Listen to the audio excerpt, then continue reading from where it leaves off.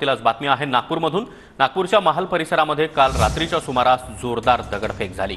दोन गट समोरासमोर आल्यानंतर एका गटाकडून ही दगडफेक करण्यात आली।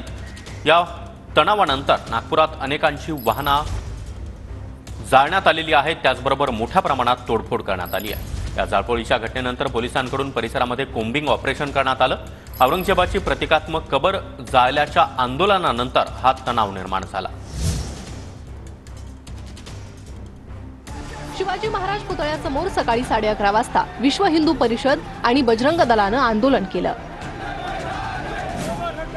औरंगजेब की कबर हटाओ अशा घोषणा आंदोलकांनी यावेळी दिल्या।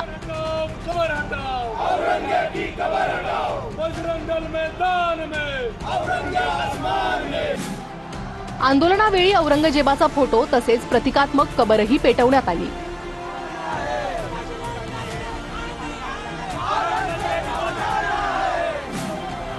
सायंकाळी 7:30च्या सुमारास शिवाजी चौकाजवळ एका गटानं घोषणाबाजी केली, तर दुसऱ्या गटानंही घोषणाबाजीला सुरुवात केल्यानं हा वाद वाढला।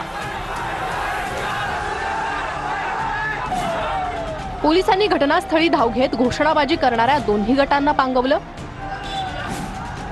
मात्र पुढे भालदारपुरा दिशेनं पोलिसांवर दगडफेक सुरू झाली।